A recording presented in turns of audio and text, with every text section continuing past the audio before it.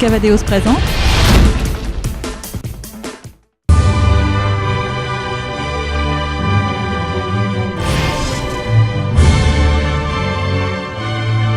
Bonjour à tous et bienvenue dans ce tour d'honneur spécial JO numéro 7. Aujourd'hui, on va revenir en très grande partie sur le début du dressage. 2 jours de Grand Prix se sont déjà écoulés sur le parc de Greenwich. Et pour en parler, j'ai le plaisir de recevoir aujourd'hui Marie-Hélène Merlin, bonjour. Bonjour. Et Jean-Michel Roudier, bonjour. Alors Jean-Michel, vous étiez parmi les 7 juges qui étaient autour de ce rectangle de dressage et vous allez le rester jusqu'au bout évidemment. D'abord, je voudrais avoir tous les deux votre avis sur ces 2 jours de compétition d'une manière assez générale. Est-ce que c'est du beau sport? Est-ce que c'est du beau spectacle qu'on a pour l'instant? Oui, moi j'ai déjà beaucoup apprécié la journée d'hier où on avait des cavaliers de haut niveau qui participaient déjà, comme Karl Ester et d'autres.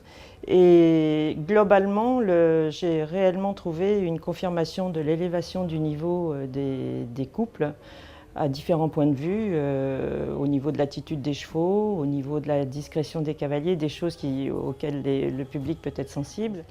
Jean-Michel, votre avis global sur ces 2 jours? Parce que c'est vrai qu'on a vu du beau sport dès le début de la compétition là. Alors, dès le début de la compétition, comme Marie-Hélène le disait, on a eu des chevaux extraordinaires, comme Utopia dans le premier lot.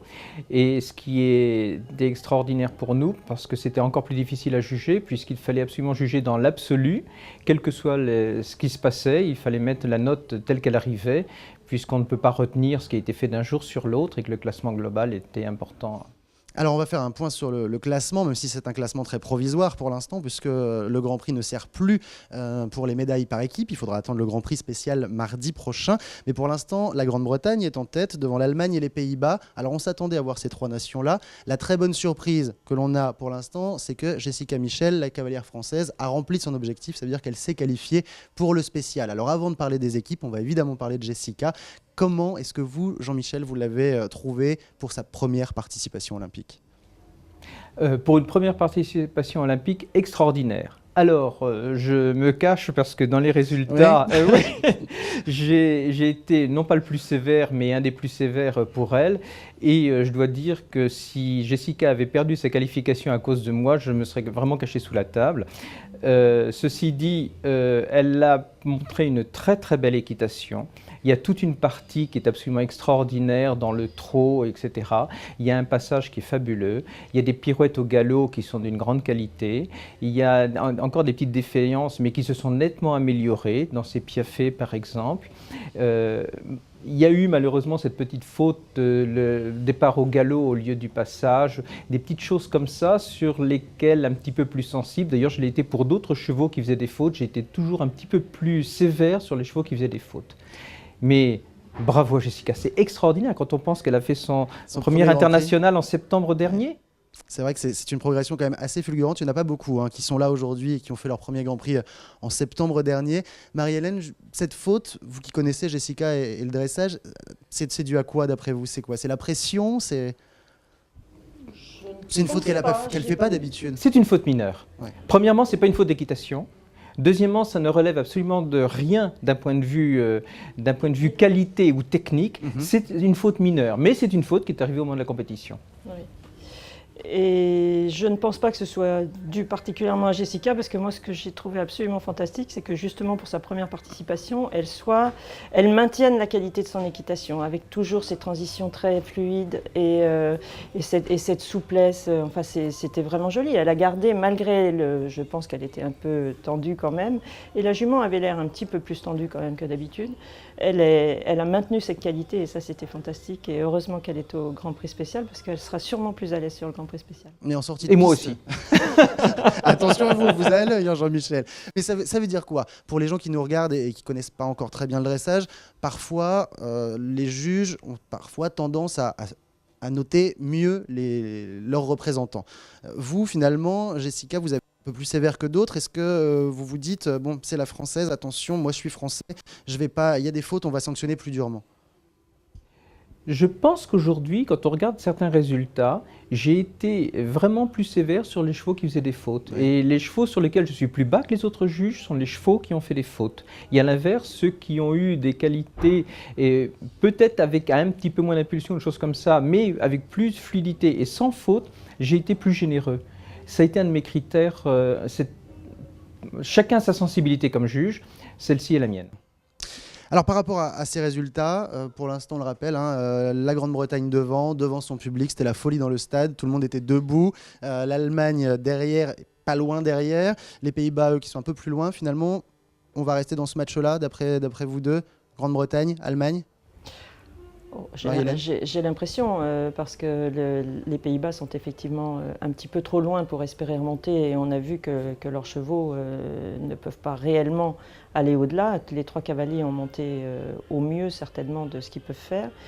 Derrière, le Danemark, je ne le vois pas bien remonter non plus. Donc le combat pour la première place, pour l'or, c'est entre l'Allemagne et l'Angleterre, à n'en pas douter, avec quand même très très peu de points qui les séparent. Et cet inconnu qu'on a sur le fait que le GPS, pour la première fois, compte dans le classement par équipe, et on ne sait pas, enfin on le sait un petit peu, mais avec la tension de la compétition par équipe, on ne sait pas exactement comment les cavaliers vont pouvoir se comporter avec des scores qui sont si proches sur une deuxième reprise. Jean-Michel, vous, tous ces couples-là, vous les avez déjà jugés, j'imagine. Vous pensez la même chose que Marie-Hélène? Le spécial peut encore nous réserver des surprises? Tout à fait. Je suis absolument d'accord avec l'analyse de Marie-Hélène. Ça peut nous réserver des surprises parce que nous-mêmes, les juges, on est très très très excités à l'idée de juger mardi prochain le spécial parce que tout n'est pas joué. Et juste un petit point de désaccord, je ne suis même pas sûr que le Danemark ne puisse pas monter devant la Hollande, compte tenu de ce que l'on a vu de la Hollande aujourd'hui. Merci à tous les deux de nous avoir apporté votre avis sur ce Grand Prix. On se retrouvera, j'espère bien, avant la fin de ces Jeux Olympiques pour continuer de parler de dressage ensemble. Et nous, maintenant, on va parler saut d'obstacles puisque ça commence aujourd'hui. On a rencontré Éric Lamaze, qui est encore champion olympique en titre pour quelques jours. Il y a quelques temps, un peu plus tôt dans la saison. Il n'a plus X-TED. Les Jeux Olympiques, ça risque d'être très compliqué pour lui. Mais écoutez sa réaction. C'est une année pour moi qui est moins de pression. Tu sais, j'ai dit beaucoup de fois, je défends mon titre olympique, mais pas vraiment. Parce que si ça aurait été avec X-TED, je serais vraiment senti que je défendais mon titre. Avec des jeunes chevaux, c'est d'autres choses. Maintenant, j'ai eu ma chance, c'est tout. Je vais être compétitif. Je n'irai pas au jeu avec un cheval qui est trop tôt juste pour y aller. Mais bon, en étant réel de la chose, c'est des jeunes chevaux. Alors, j'ai moins de pression sur mon dos. Alors, je leur donne un peu de minage. Et puis, faire partie des jeux, c'est un truc vraiment incroyable. Tu n'as pas besoin de toujours avoir le résultat que j'ai eu la dernière fois pour avoir un bon Jeux olympiques. C'est une année différente et il faut le prendre comme ça et puis on verra. Et pour continuer cette émission, évidemment, on ne pouvait pas se passer de Jessica Michel. Bonjour Jessica.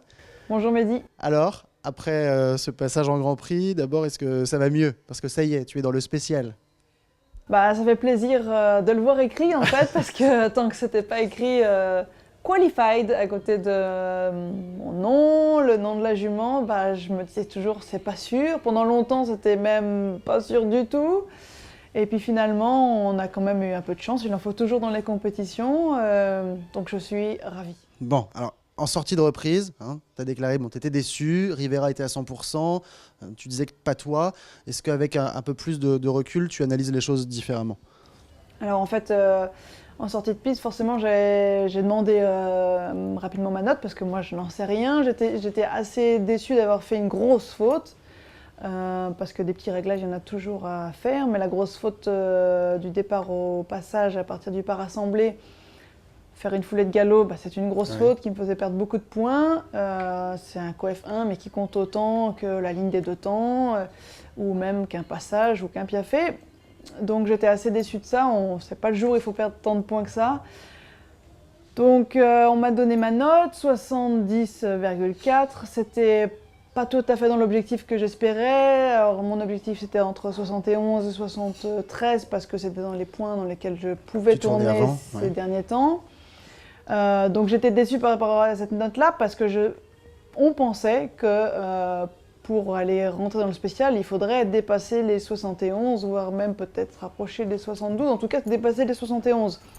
Donc du coup, c'était par rapport à ce paramètre-là que j'avais une sorte de déception. Maintenant, j'avais bien dit que mon objectif c'était 71-73, mais je serais déçue qu'en dessous de 70, donc je ne pouvais pas me permettre d'être vraiment déçue. D'habitude, tu souris un peu plus sur ton entrée de piste. Là, je t'ai trouvé un peu moins souriante. Est-ce que... Non, mais c'est pas grave, hein. Mais est-ce que c'était le stress? J'ai souri à Jean-Michel Gaultier, mais ça n'a pas servi, je crois. Non, je pense que c'est plutôt une sorte de concentration quand on rentre, parce que bon, on est conscient qu'il y a du public, on est conscient qu'on est regardé, on est conscient aussi qu'on a travaillé 7 ans pour 5 minutes de reprise, donc c'est beaucoup de travail pour seulement 5 minutes, et qu'on se dit que faut pas déconner, ce jour-là, il faut essayer de faire tout à fond. Donc bon, j'ai peut-être moins souri, peut-être c'est pour ça que peu de points sur des points forts qu'on a. Non, je pense que c'était vraiment de la concentration. Stressé, oui, parce que voilà, c'est un événement, mais j'ai pas eu non plus le mauvais stress, parce que je trouve que sur des figures où quand on a le mauvais stress, on peut faire des fautes comme les lignes de changement de pied ou le zigzag, bah, je les ai pas faites, donc c'est quand même que j'avais du contrôle sur moi-même. Oui. Alors, cette préparation jusqu'à mardi, comment ça va se passer sur les jours qui viennent? À la façon Jessica, c'est-à-dire demain, j'espère faire plutôt tranquille. Alors, j'espère parce que c'est en team, hein, avec Hans Heinrich et puis Alain. Donc on va décider ça ensemble, mais je pense qu'elle a besoin de remettre la nuque un peu plus basse, plutôt faire étirer tous les muscles pour retrouver, enfiler simple bien sûr, retrouver voilà, une belle forme physique et une envie de la part de la jument de continuer pour qu'elle puisse être à 100% à nouveau pour le Grand Prix spécial. Alors le Grand Prix spécial, justement, est-ce que tu t'es fixé un objectif? Parce que le Grand Prix spécial était un objectif en soi. Est-ce qu'il y a un objectif pour le Grand Prix spécial, en termes de notes ou en termes de... Alors aujourd'hui, je n'ai pas trop réfléchi à ça. Maintenant, je pense que c'est toujours le même objectif, c'est-à-dire là, ce coup-ci, c'est pas de rentrer dans la cure, parce que c'est vrai, le niveau est vraiment très très haut. On s'aperçoit que le 30e est à 70%. Ça, c'est quand même assez incroyable. Ouais. Donc l'objectif, c'est de tourner dans les mêmes points que je suis capable de faire. Bien sûr que je vais essayer de prendre des risques dans le Grand Prix spécial, mais pas non plus pour aller partir au galop dans chaque trou allongé, faire des choses que je ne suis pas capable de faire. D'accord. Juste un petit mot sur tes pins, t'en es où?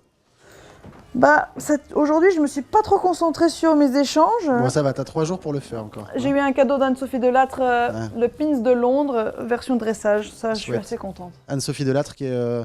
peut-être ta fan numéro 1, ou en tout cas une des plus grandes fans. Et vous aurez l'occasion de l'entendre avant la fin de ces JO, parce qu'elle était ici et on lui a demandé de dire quelques mots sur Jessica, mais vous allez encore devoir attendre un peu. Jessica, est-ce que tu vas suivre le saut d'obstacle?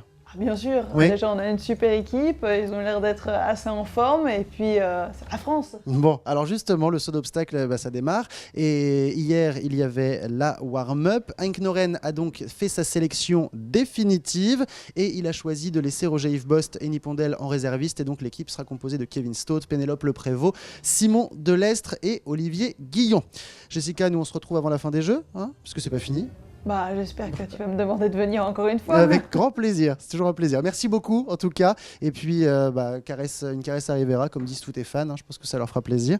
Et puis, nous, on se retrouve évidemment demain à 13h pour le prochain numéro de Tour d'honneur spécial JO. Ciao à tous, à demain et on se quitte avec le zapping. Bye. Maynard, réveille-toi! J'en ai marre, je me sens toute seule. Maintenant, je veux que tu viennes danser parce que j'adore cette chanson. C'est Taloubé qui me l'a fait écouter, elle est géniale. Elle me fait une ses patates. Ah, mais laisse-moi dormir, c'est important demain avec Pénélope, les JO, on veut les gagner quoi, alors il faut que je me repose. Tu sais que je t'ai regardé à la télé et je t'ai grillé, t'as fait un truc au caméraman en partant, j'étais jaloux. Ah ouais. Il m'a fait un sketch dans la maison. Tu passes devant la caméra en sortie de piste, tu fais... Et elle fait, oh, je suis sûre qu'elle lui a dit que c'était son caméraman préféré et tout. Du coup, non, j'ai fait au photographe. Ah mais la caméra t'avais aussi comme ça. Oui, mais j'ai fait au photographe parce qu'il y avait un photographe que je connaissais. Mais non, j'ai rien dit au caméraman. Tu le vois même pas parce qu'il est caché derrière cette énorme caméra, parce que la tienne est vraiment ridicule à côté. Mais l'important c'est pas d'en avoir une petite.